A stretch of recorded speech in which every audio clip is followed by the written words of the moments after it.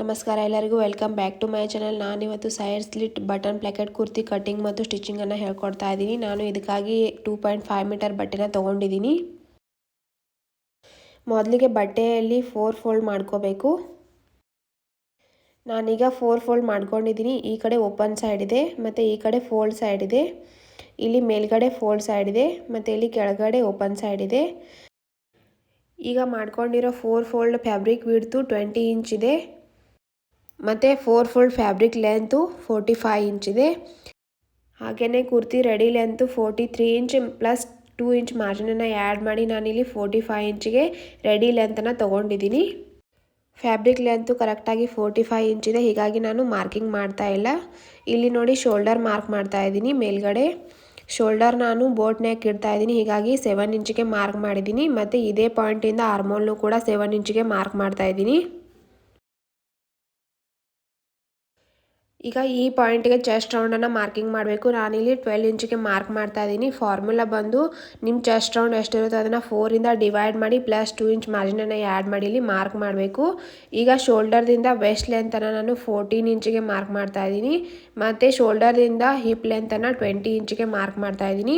West ಲೆಂತನ್ನು mark ಮಾಡಿದ್ದೀವಿ, ಅಲ್ಲಿ West ರೌಂಡನ್ನು mark ಮಾಡಬೇಕು. ನಾನಿಲ್ಲಿ 10 ಇಂಚಿಗೆ ಮಾರ್ಕ್ ಮಾಡ್ತಾ ಇದ್ದೀನಿ. ಫಾರ್ಮುಲಾ ಬಂದು ವೆಸ್ಟ್ ರೌಂಡ್ ಎಷ್ಟಿರುತ್ತೆ ಅದನ್ನು 4ಇಂದ ಡಿವೈಡ್ ಮಾಡಿ ಪ್ಲಸ್ 2 ಇಂಚ್ ಮಾರ್ಜಿನನ್ನು ಆ್ಯಡ್ ಮಾಡಿ ಮಾರ್ಕ್ ಮಾಡಬೇಕು. ಹಿಪ್ ರೌಂಡನ್ನು 12 ಇಂಚಿಗೆ ಮಾರ್ಕ್ ಮಾಡ್ತಾ ಇದ್ದೀನಿ. ಫಾರ್ಮುಲಾ ಬಂದು ಹಿಪ್ ರೌಂಡ್ ಎಷ್ಟಿರುತ್ತೆ ಅದನ್ನು 4ಇಂದ ಡಿವೈಡ್ ಮಾಡಿ ಪ್ಲಸ್ 2 ಇಂಚ್ ಮಾರ್ಜಿನನ್ನು ಆ್ಯಡ್ ಮಾಡಿ ಮಾರ್ಕ್ ಮಾಡಬೇಕು. ಈಗ ಈ 3 ಪಾಯಿಂಟನ್ನು ನಾನು ಗೆರೆ ಎಳ್ಕೊಂಡು ಕೂಡಿಸ್ಕೋತಾ ಇದ್ದೀನಿ. ಇಲ್ಲಿಂದ ಫ್ಯಾಬ್ರಿಕ್ ಬಾಟಮ್ವರೆಗೂ ಕುರ್ತಿ ಶೇಪನ್ನು ಹಾಕೋಬೇಕು.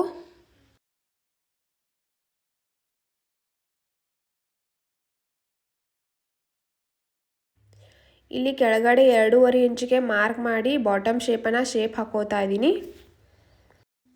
ಇದು ತುಂಬ ಇಂಪಾರ್ಟೆಂಟ್, ಇದರಿಂದ ಕುರ್ತಿ ಪೂರ್ತಿ ಸ್ಟಿಚ್ ಆದಮೇಲೆ ಕಾರ್ನರ್ ಹೊರಗಡೆ ಕಾಣಿಸೋದಿಲ್ಲ. ಈ ಕುರ್ತಿಗೆ ನಾನು ಬೋಟ್ ನೆಕ್ಕನ್ನು ಇಡ್ತಾ ಇದ್ದೀನಿ, ಹೀಗಾಗಿ ನಾನು ಫ್ರಂಟ್ ನೆಕ್ ವಿಡ್ತನ್ನು 4 ಇಂಚಿಗೆ ಮಾರ್ಕ್ ಮಾಡ್ತಾ ಇದ್ದೀನಿ. ಬ್ಯಾಕ್ಗೂ ಸೇಮ್ ಆಗಿ ನಾನು 4 ಇಂಚಿಗೆ ಮಾರ್ಕ್ ಮಾಡಿದ್ದೀನಿ. ಅದೇ ರೀತಿ ನೆಕ್ ಡೆಪ್ತನ್ನು ಕೂಡ ನಾನು 4 ಇಂಚಿಗೆ ಮಾರ್ಕ್ ಮಾಡ್ತಾ ಇದ್ದೀನಿ ಬ್ಯಾಕ್ಗೆ ಮತ್ತು ಫ್ರಂಟ್ಗೆ. ಈಗ ನಾನು ಫ್ರೀ ಹ್ಯಾಂಡ್ನಿಂದ ಬೋಟ್ ಶೇಪನ್ನು ಹಾಕ್ಕೊಂಡಿದ್ದೀನಿ ನೆಕ್ಗೆ. ಈಗ ನೋಡಿ ಇಲ್ಲಿಂದ ಇಲ್ಲಿಗೆ ಟೇಪನ್ನು ಇಟ್ಟು ಸೆಂಟರ್ ಪಾಯಿಂಟ್ಗೆ ಮಾರ್ಕ್ ಮಾಡಿ ಈ ರೀತಿಯಾಗಿ ಫ್ರೀ ಹ್ಯಾಂಡ್ನಿಂದ ಆರ್ಮೋಲ್ ಶೇಪನ್ನು ಹಾಕೋಬೇಕು. ಇದು ಬ್ಯಾಕ್ ಆರ್ಮೋಲ್ ಶೇಪ್ ಮತ್ತು 1/2 ಇಂಚ್ ಒಳಗಡೆಯಿಂದ ಫ್ರಂಟ್ ಆರ್ಮೋಲ್ ಶೇಪನ್ನು ಹಾಕೋತಾ ಇದ್ದೀನಿ. ಈಗ ಯಾವ ರೀತಿಯಾಗಿ ಮಾರ್ಕಿಂಗ್ ಮಾಡಿದ್ವಿ ಅದೇ ಮಾರ್ಕಿನ ಮೇಲೆ ಕಟ್ಟಿಂಗ್ ಮಾಡ್ಕೋಬೇಕು.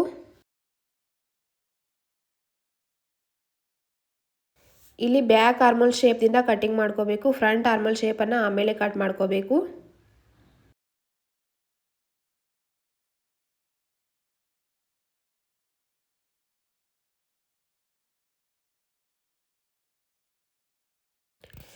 ಇಲ್ಲಿ ಶೋಲ್ಡರಲ್ಲಿ ಜಾಯಿಂಟ್ ಬಂದಿದೆ, ಹೀಗಾಗಿ ನಾನು ಕಟ್ ಮಾಡಿಕೊಂಡು ಸೆಪ್ರೇಟ್ ಮಾಡ್ಕೋತಾ ಇದ್ದೀನಿ. ನೋಡಿ ಕುರ್ತಿ ಮಾರ್ಕಿಂಗು ಮತ್ತು ಕಟ್ಟಿಂಗ್ ಆಗಿದೆ. ಈಗ ನಾನು ಬ್ಯಾಕ್ ಪಾರ್ಟನ್ನು ಸೈಡಿಗೆ ತೆಗೆದಿಟ್ಕೋತಾ ಇದ್ದೀನಿ ಮತ್ತು ಫ್ರಂಟ್ ಪಾರ್ಟನ್ನು ನೀಟಾಗಿ ಫೋಲ್ಡ್ ಮಾಡಿಕೊಂಡು ಫ್ರಂಟ್ ಆರ್ಮೋಲ್ ಶೇಪನ್ನು ಕಟ್ಟಿಂಗ್ ಮಾಡ್ಕೋಬೇಕು.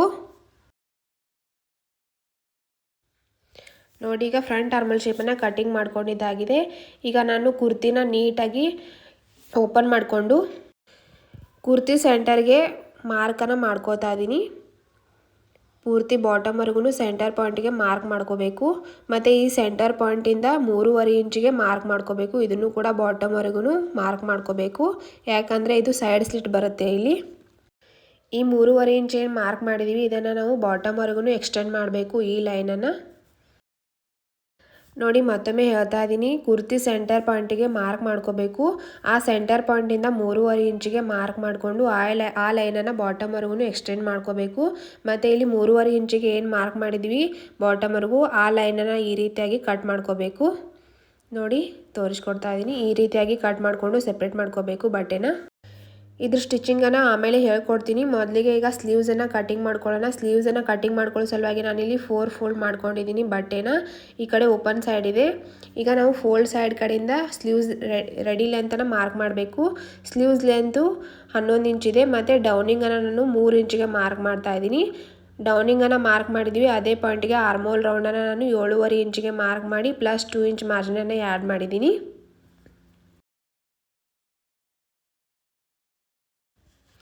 ಮೊದಲಿಗೆ ನಾನು ಬ್ಯಾಕ್ ಆರ್ಮೋಲ್ ಶೇಪನ್ನು ಹಾಕೋತಾ ಇದ್ದೀನಿ. ಮತ್ತು 1/2 ಇಂಚ್ ಒಳಗಡೆಯಿಂದ ಫ್ರಂಟ್ ಆರ್ಮಲ್ ಶೇಪನ್ನು ಹಾಕೋತಾ ಇದ್ದೀನಿ.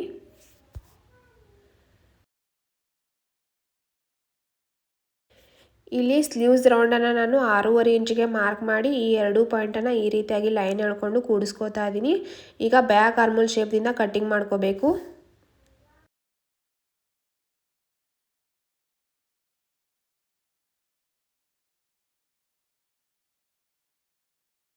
ಫ್ರಂಟ್ ಆರ್ಮಲ್ ಶೇಪನ್ನು ಕಟ್ಟಿಂಗ್ ಮಾಡ್ಕೊಳ್ಬೇಕಾದ್ರೆ ಬಟ್ಟೆಯ ಉಲ್ಟಾ ಸೈಡ್ ಇಲ್ಲ ಸೀದಾ ಸೈಡ್ ಒಳಗಡೆ ಇರಬೇಕು. ಇದನ್ನು ನೀಟಾಗಿ ಇಟ್ಕೊಂಡು ಈ ರೀತಿಯಾಗಿ ಫ್ರಂಟ್ ಆರ್ಮಲ್ ಶೇಪನ್ನು ಕಟ್ಟಿಂಗ್ ಮಾಡ್ಕೋಬೇಕು. ಮತ್ತು ಸ್ಲೀವ್ಸನ್ನು ಫೋಲ್ಡ್ ಮಾಡಿಕೊಂಡು ಸೆಂಟರ್ಗೆ ನಾಚನ್ನು ಹಾಕೋಬೇಕು. ಈಗ ನೋಡಿ ಸ್ಲೀವ್ಸ್ ಕೂಡ ಕಟ್ಟಿಂಗ್ ಆಗಿದೆ. ಈಗ ನೋಡಿ ನಾನು ಸ್ಟಿಚಿಂಗನ್ನು ಹೇಳ್ಕೊಡ್ತಾ ಇದ್ದೀನಿ, ಯಾವ ರೀತಿಯಾಗಿ ಸ್ಟಿಚ್ ಮಾಡ್ಕೋಬೇಕು ಫ್ರಂಟ್ ಪಾರ್ಟನ್ನು ಅಂತ. ಈಗ ಒಂದು ಸ್ಟ್ರಿಪ್ಪನ್ನು ತೊಗೊಂಡಿದ್ದೀನಿ. ಸ್ಟ್ರಿಪ್ ವಿಡ್ತು 3.5 ಇಂಚ್ ಇದೆ. ಈ ಸ್ಟ್ರಿಪ್ಪನ್ನು ಲೆಫ್ಟ್ ಸೈಡ್ಗೆ ಈ ರೀತಿಯಾಗಿ ನೀಟಾಗಿ ಇಟ್ಕೊಂಡು 1/4 ಇಂಚ್ ಮಾರ್ಜಿನನ್ನು ಬಿಟ್ಟು ಸ್ಟ್ರಿಪ್ಪನ್ನು ಅಟ್ಯಾಚ್ ಮಾಡ್ಕೋಬೇಕು ಮೇನ್ ಫ್ಯಾಬ್ರಿಕ್ಗೆ. ಮತ್ತು ರೈಟ್ ಸೈಡ್ ಫ್ಯಾಬ್ರಿಕ್ಗೂ ಕೂಡ ಒಂದು ಸ್ಟ್ರಿಪ್ಪನ್ನು ತೊಗೊಂಡಿದ್ದೀನಿ. ಈ ಸ್ಟ್ರಿಪ್ ವಿಡ್ತು 2 ಇಂಚ್ ಇದೆ. ಈ ಸ್ಟ್ರಿಪ್ಪನ್ನು ಕೂಡ ನೀಟಾಗಿ ಮೇನ್ ಫ್ಯಾಬ್ರಿಕ್ ಮೇಲೆ ಇಟ್ಕೊಂಡು 1/4 ಇಂಚ್ ಮಾರ್ಜಿನನ್ನು ಬಿಟ್ಟು ಸ್ಟಿಚ್ ಹಾಕ್ಕೊಂಡು ಜಾಯಿಂಟ್ ಮಾಡ್ಕೋಬೇಕು.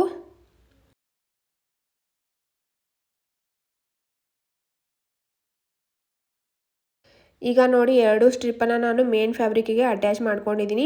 ಮೊದಲಿಗೆ ಲೆಫ್ಟ್ ಸೈಡ್ ಪಾರ್ಟನ್ನು ಯಾವ ರೀತಿಯಾಗಿ ನೀಟಾಗಿ ರೆಡಿ ಮಾಡ್ಕೋಬೇಕು ಅಂತ ತೋರಿಸ್ಕೊಡ್ತಾ ಇದ್ದೀನಿ. ಮೊದಲಿಗೆ ನೋಡಿ 1/2 ಇಂಚಿಗೆ ಫೋಲ್ಡ್ ಮಾಡಿಕೊಂಡು ನೋಡಿ ಈ ರೀತಿಯಾಗಿ 1/2 ಇಂಚಿಗೆ ಮೊದಲಿಗೆ ಫೋಲ್ಡ್ ಮಾಡಿಕೊಂಡು ಈಗೇನು ನಾವು ಸ್ಟಿಚ್ ಹಾಕ್ಕೊಂಡು ಜಾಯಿಂಟ್ ಮಾಡ್ಕೊಂಡಿದ್ದೀವಿ ಮೇನ್ ಫ್ಯಾಬ್ರಿಕ್ಕಿಗೆ, ಅದೇ ಸ್ಟಿಚ್ ಮೇಲೆ ಈ ರೀತಿಯಾಗಿ ಮತ್ತೊಮ್ಮೆ 1 ಇಂಚಿಗೆ ಫೋಲ್ಡ್ ಮಾಡಿಕೊಂಡು ಇದ್ರ ಮೇಲೆ ಸ್ಟಿಚ್ಚನ್ನು ಹಾಕ್ಕೋಬೇಕು. ಅಂದರೆ ಈ ಸ್ಟ್ರಿಪ್ಪು 1 ಇಂಚ್ ಹೊರಗಡೆ ಕಾಣಿಸ್ಬೇಕು. ಇದೇ ರೀತಿ ಈ ಸೈಡ್ ಫ್ಯಾಬ್ರಿಕ್ನು ಕೂಡ ಮೊದಲಿಗೆ 1 ಇಂಚಿಗೆ ಫೋಲ್ಡ್ ಮಾಡಿ ಮತ್ತೆ 1 ಇಂಚಿಗೆ ಈ ರೀತಿಯಾಗಿ ಫೋಲ್ಡ್ ಮಾಡಿಕೊಂಡು ಟಾಪ್ ಸ್ಟಿಚ್ಚನ್ನು ಹಾಕೋಬೇಕು. ನೋಡಿ ನಾನು 2 ಸೈಡ್ ಫ್ಯಾಬ್ರಿಕನ್ನು ಕೂಡ ಈ ರೀತಿಯಾಗಿ ರೆಡಿ ಮಾಡ್ಕೊಂಡಿದ್ದೀನಿ. ಇಲ್ಲಿ ನೆಕ್ ಶೇಪನ್ನು ನೋಡಿಕೊಂಡು ಎಕ್ಸ್ಟ್ರಾ ಬಟ್ಟೆನ ಕಟ್ ಮಾಡ್ಕೋಬೇಕು.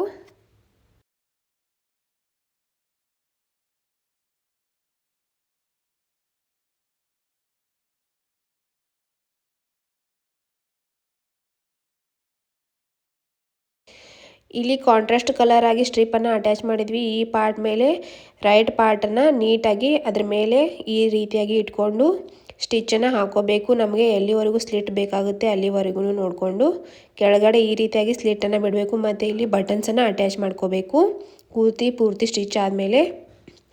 ಈಗ ಎಲ್ಲಿವರೆಗೂ ನಾವು ಸ್ಟಿಚ್ಚನ್ನು ಹಾಕೋಬೇಕು ಅದನ್ನು ಮಾರ್ಕಿಂಗ್ ಮಾಡ್ತಾ ಇದ್ದೀನಿ. ನಾನಿಲ್ಲಿ ಶೋಲ್ಡರ್ದಿಂದ 31 ಇಂಚಿಗೆ ಮಾರ್ಕ್ ಮಾಡಿದ್ದೀನಿ. ಇಲ್ಲಿವರೆಗೆ ಸ್ಟಿಚ್ಚನ್ನು ಹಾಕೋಬೇಕು. ಇದ್ರ ಕೆಳಗಡೆ ಬಾಟಮಲ್ಲಿ ಈ ರೀತಿಯಾಗಿ ಸ್ಲಿಟ್ ಬರುತ್ತೆ. ಆದರೆ ಮೊದಲಿಗೆ ನಾನಿಲ್ಲಿ ಸ್ಟಿಚ್ಚನ್ನು ಹಾಕೋತಾ ಇದ್ದಿಲ್ಲ, ಪಿನ್ಸನ್ನು ಅಟ್ಯಾಚ್ ಮಾಡ್ಕೋತಾ ಇದ್ದೀನಿ. 31 ಇಂಚಿಗೆ ಮಾರ್ಕ್ ಮಾಡಿದ್ದೀನಿ. ಅಲ್ಲಿವರೆಗೆ ಪಿನ್ಸನ್ನು ಈ ರೀತಿಯಾಗಿ ಅಟ್ಯಾಚ್ ಮಾಡ್ಕೋಬೇಕು ಮೊದಲಿಗೆ.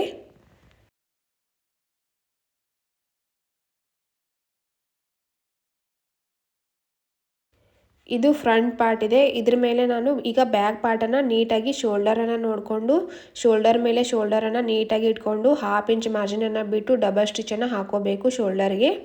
ಈಗ ನಾನು ಶೋಲ್ಡರನ್ನು ಜಾಯಿಂಟ್ ಮಾಡ್ಕೊಂಡಿದ್ದೀನಿ. ಈಗ ನೆಕ್ಕನ್ನು ರೆಡಿ ಮಾಡ್ಕೋಬೇಕು. ಈ ರೀತಿಯಾಗಿ ತೋರಿಸ್ಕೊಡ್ತಾ ಇದ್ದೀನಿ.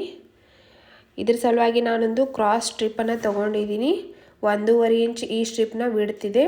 ಇದನ್ನು ಈ ರೀತಿಯಾಗಿ ಒಂದು ಕಾರ್ನರ್ದಿಂದ ಈ ರೀತಿಯಾಗಿ ಇಟ್ಟು 1/2 ಇಂಚ್ ಮಾರ್ಜಿನನ್ನು ಬಿಟ್ಟು ಸ್ಟಿಚ್ ಹಾಕೊತ ಪೂರ್ತಿ ರೌಂಡಲ್ಲಿ ಅಟ್ಯಾಚ್ ಮಾಡ್ಕೋಬೇಕು ನೆಕ್ಗೆ.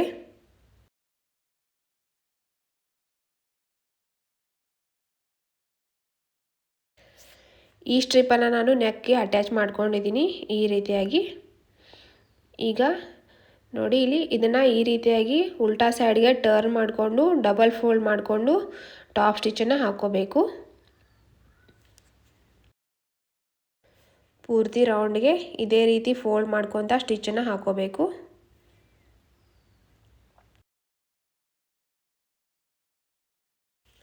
ನೋಡಿ ಈಗ ನಾನು ನೆಕ್ಕನ್ನು ಕೂಡ ರೆಡಿ ಮಾಡ್ಕೊಂಡಿದ್ದೀನಿ. ಯಾವ ರೀತಿಯಾಗಿ ನೀಟಾಗಿ ಬಂದಿದೆ ಅಂತ ತೋರಿಸ್ಕೊಡ್ತಾ ಇದ್ದೀನಿ ನೋಡಿ.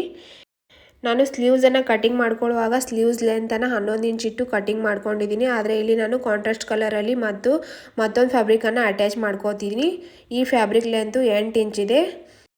ಎರಡು ಸ್ಲೀವ್ಸ್ಗೂ ಕೂಡ ನಾನು ಕಾಂಟ್ರಾಸ್ಟ್ ಕಲರ್ದಲ್ಲಿ 2 ಫ್ಯಾಬ್ರಿಕ್ ಪೀಸನ್ನು ತೊಗೊಂಡಿದ್ದೀನಿ. ಮೊದಲಿಗೆ ಸ್ಲೀವ್ಸನ್ನು ಉಲ್ಟಾ ಇಟ್ಕೊಂಡು ಅದ್ರ ಮೇಲೆ ಸ್ಟ್ರಿಪ್ಪನ್ನು ಕೂಡ ಉಲ್ಟಾ ಇಟ್ಕೊಂಡು ಈ ರೀತಿಯಾಗಿ 1/4 ಇಂಚ್ ಮಾರ್ಜಿನನ್ನು ಬಿಟ್ಟು ಅಟ್ಯಾಚ್ ಮಾಡ್ಕೋಬೇಕು. ಅದೇ ರೀತಿ ಈ ಸ್ಲೀವ್ಸ್ಗೂ ಕೂಡ 1/4 ಇಂಚ್ ಮಾರ್ಜಿನನ್ನು ಬಿಟ್ಟು ಅಟ್ಯಾಚ್ ಮಾಡ್ಕೋಬೇಕು. ನಾನಿಲ್ಲಿ ಅಟ್ಯಾಚ್ ಮಾಡ್ಕೊಂಡಿದ್ದೀನಿ ನೋಡಿ, ಸ್ಟಿಚ್ ಹಾಕ್ಕೊಂಡು. ಇದನ್ನು ಯಾವ ರೀತಿಯಾಗಿ ಮತ್ತೆ ಸ್ಟಿಚ್ ಮಾಡ್ಕೋಬೇಕು ಅಂತ ತೋರಿಸ್ಕೊಡ್ತಾ ಇದ್ದೀನಿ. ಮೊದಲಿಗೆ 1/2 ಇಂಚಿಗೆ ಫೋಲ್ಡ್ ಮಾಡಿಕೊಂಡು ಮೊದಲಿಗೆ ಸ್ಟಿಚ್ ಹಾಕ್ಕೊಂಡು ಏನು ಜಾಯಿಂಟ್ ಮಾಡ್ಕೊಂಡಿದ್ದೀವಿ ಅದೇ ಸ್ಟಿಚ್ ಮೇಲೆ ಮತ್ತೆ ಫೋಲ್ಡ್ ಮಾಡಿಕೊಂಡು ಟಾಪ್ ಸ್ಟಿಚ್ಚನ್ನು ಹಾಕ್ಕೋಬೇಕು. ಇದೇ ರೀತಿ ಈ ಸ್ಲೀವ್ಸನ್ನು ಕೂಡ ನಾವು ರೆಡಿ ಮಾಡ್ಕೋಬೇಕು. ಮೊದಲಿಗೆ 1/2 ಇಂಚಿಗೆ ಫೋಲ್ಡ್ ಮಾಡಿ ಮತ್ತೆ ಸ್ಟಿಚ್ ಹಾಕ್ಕೊಂಡು ಜಾಯಿಂಟ್ ಮಾಡ್ಕೊಂಡಿದ್ದೀವಿ ಅದೇ ಸ್ಟಿಚ್ ಮೇಲೆ ಮತ್ತೆ ಫೋಲ್ಡ್ ಮಾಡಿಕೊಂಡು ಟಾಪ್ ಸ್ಟಿಚ್ಚನ್ನು ಹಾಕ್ಕೋಬೇಕು. ಈಗ 2 ಸ್ಲೀವ್ಸನ್ನು ಕೂಡ ನಾನು ರೆಡಿ ಮಾಡ್ಕೊಂಡಿದ್ದೀನಿ ನೋಡಿ, ಯಾವ ರೀತಿಯಾಗಿ ಸ್ಟಿಚ್ಚನ್ನು ಹಾಕ್ಕೊಂಡಿದ್ದೀನಿ ಅಂತ ತೋರಿಸ್ಕೊಡ್ತಾ ಇದ್ದೀನಿ. ಇದನ್ನು ನಾವು ಈಗ ಕುರ್ತಿಗೆ ಅಟ್ಯಾಚ್ ಮಾಡಬೇಕು. ಫ್ರಂಟ್ ಆರ್ಮೋಲ್ ಶೇಪನ್ನು ನೋಡಿಕೊಂಡು ನಾಚನ್ನು ಕರೆಕ್ಟಾಗಿ ಶೋಲ್ಡರ್ಗೆ ಜಾಯಿಂಟ್ ಮಾಡಿಕೊಂಡು ಈ ರೀತಿಯಾಗಿ 1/2 ಇಂಚ್ ಮಾರ್ಜಿನನ್ನು ಬಿಟ್ಟು ಸ್ಲೀವ್ಸನ್ನು ಜಾಯಿಂಟ್ ಮಾಡ್ಕೋಬೇಕು. ಅದೇ ರೀತಿ ಇಲ್ಲಿಯೂ ಕೂಡ ಸ್ಲೀವ್ಸ್ ನಾಚು ಶೋಲ್ಡರ್ ಜಾಯಿಂಟಿಗೆ ಕರೆಕ್ಟಾಗಿ ನೋಡಿಕೊಂಡು ಇಟ್ಕೊಂಡು 1/2 ಇಂಚ್ ಮಾರ್ಜಿನನ್ನು ಬಿಟ್ಟು ಸ್ಲೀವ್ಸನ್ನು ಜಾಯಿಂಟ್ ಮಾಡ್ಕೋಬೇಕು. ಈಗ 2 ಸ್ಲೀವ್ಸನ್ನು ಕೂಡ ನಾನು ಜಾಯಿಂಟ್ ಮಾಡ್ಕೊಂಡಿದ್ದೀನಿ. ಅದೇ ರೀತಿ ಇಲ್ಲಿಯೂ ಕೂಡ ನಾನು 31 ಇಂಚಿಗೆ ಮಾರ್ಕ್ ಮಾಡಿದ್ದೀನಿ. ಆ ಪಿನ್ಸನ್ನು ರಿಮೂವ್ ಮಾಡಿ ಇಲ್ಲಿಯೂ ಕೂಡ ನಾನು ಸ್ಟಿಚ್ಚನ್ನು ಹಾಕ್ಕೊಂಡಿದ್ದೀನಿ ನೋಡಿ, ಯಾವ ರೀತಿಯಾಗಿ ನಾನು ಸ್ಟಿಚ್ಚನ್ನು ಹಾಕ್ಕೊಂಡಿದ್ದೀನಿ ಅಂತ ತೋರಿಸ್ಕೊಡ್ತಾ ಇದ್ದೀನಿ, ನಿಮಗೆ ಗೊತ್ತಾಗ್ಬೋದು. ಅಂದರೆ ಶೋಲ್ಡರ್ದಿಂದ 31 ಇಂಚಿಗೆ ಮಾರ್ಕ್ ಮಾಡಿದ್ದೀನಿ, ಅಲ್ಲಿವರೆಗೆ ಸ್ಟಿಚ್ಚನ್ನು ಹಾಕ್ಕೊಂಡಿದ್ದೀನಿ. ಕೆಳಗಡೆ ಈ ರೀತಿಯಾಗಿ ಸ್ಲಿಟ್ ಬರುತ್ತೆ.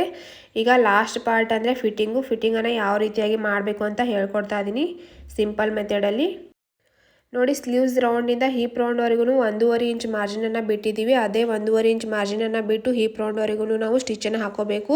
ಅದ್ರ ಕೆಳಗಡೆ 1/2 ಇಂಚ್ ಮಾರ್ಜಿನನ್ನು ಬಿಟ್ಟು ಬಾಟಮ್ವರೆಗೂ ಸ್ಟಿಚ್ ಹಾಕೋಬೇಕು. ಅದೇ ರೀತಿ ಈ ಸೈಡ್ಗೂ ಕೂಡ 1.5 ಇಂಚ್ ಮಾರ್ಜಿನನ್ನು ಬಿಟ್ಟು ಹೀಪ್ ರೌಂಡ್ವರೆಗೂ ಸ್ಟಿಚ್ ಹಾಕೋಬೇಕು. ಮತ್ತು ಕೆಳಗಡೆ 1/2 ಇಂಚ್ ಮಾರ್ಜಿನನ್ನು ಬಿಟ್ಟು ಬಾಟಮ್ವರೆಗೂ ಸ್ಟಿಚ್ ಹಾಕೋಬೇಕು.